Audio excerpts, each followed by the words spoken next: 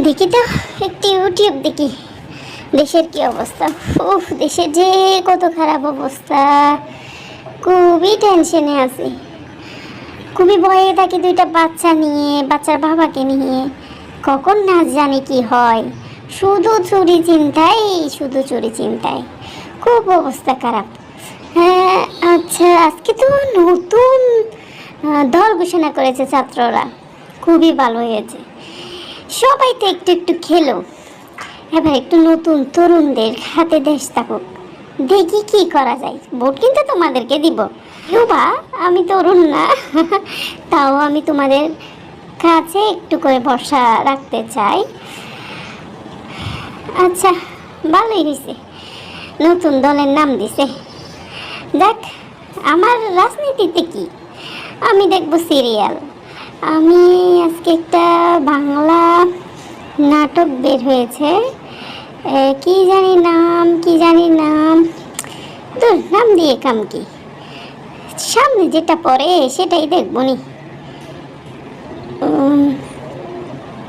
আম্মু আম্মু, বাবা এসেছে, বাবা এসেছে। তুমি কিভাবে বুঝলে বাবা এসেছে? আমি তো বাবার গাড়ির শব্দ শুনেছি। কই, আমি তো শুনলাম না। দেখবে এখন বাবা আসবে, দরজায় নক করবে। সত্যি সত্যি মেয়েটা যে কেমনে বুঝে, এখন তো অ্যালার্ম হিসেবে কাজ করে আমার জন্য। মানে ওর বাবা আসলে আমি অ্যাডভান্স জেনে যাই। ভাগ্য অনেক ভালো, আমার মোবাইলটা একটু লুকিয়ে টুকিয়ে রাখা যায়, নাইলে বলবে সারাদিন তুমি মোবাইল নিয়ে পড়ে থাকো, বাচ্চাদের সাথে খেলো না, বাচ্চাদেরকে পড়াও না, বাচ্চাদেরকে খাওয়ায় না, কত কথা। যাক, মামুনি, আমার মামুনি কি একা একা খেলছে? আম্মু খেলছে না তোমার সাথে? বাবা, আম্মু আমার সাথে অনেকক্ষণ খেলেছে, এখন আমি একা একা খেলছি।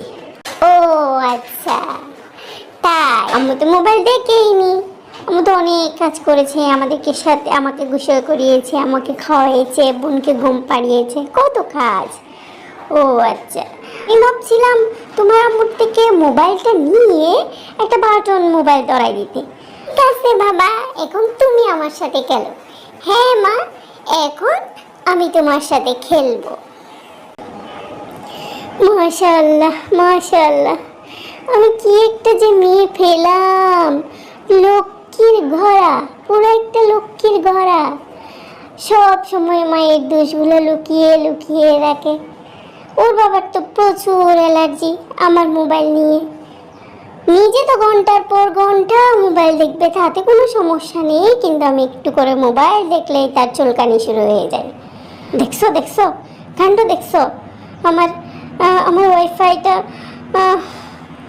আমার ওয়াইফাই লাইনটা বন্ধ করে দিয়েছে, আমাকে ব্লক করে দিয়েছে। কি যে করি, আমি যে ইউটিউব দেখতে পারবো না, আমি যে আন্তর্জাতিক খবর দেখতে পারবো না, তারপর বাংলাদেশের খবর দেখতে পারবো না, কি একটা অবস্থা, আমাকে এত বিপাকে ফেলে দিয়েছে, কি একটা অবস্থা। তুমি কি শুনছো? তোমাকে তো আজকে বেশ সুন্দর লাগছে, মনে হচ্ছে চুলগুলা একদম শাকিব খানের মতো।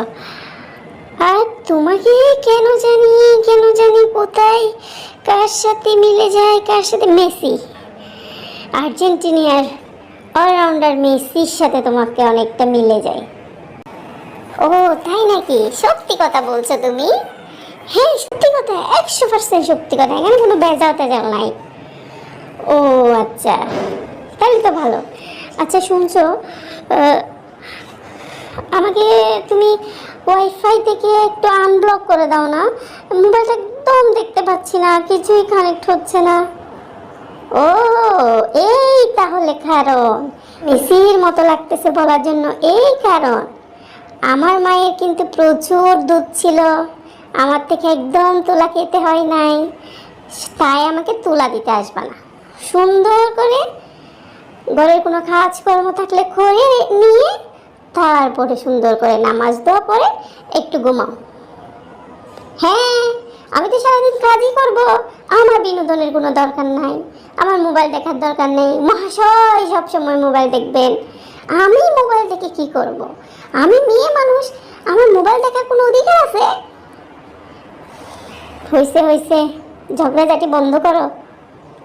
ওয়াইফাই এর লাইন বন্ধ করি নাই, ওয়াইফাই শেষ হয়ে গিয়েছে। ভাবতেছি আর 1 মাস ধরে ওয়াইফাই কিনবই না। আমি নিজেও দেখবো না, তোমাকেও দেখতে দিব না। একটু বাচ্চাদের সাথে সাথে খেলো, সময় দাও, কথাবার্তা বলো, পড়ালেখা করো। এসব কি, এসব কি, এসব বাদ দাও, বাদ দাও, বাদ দাও।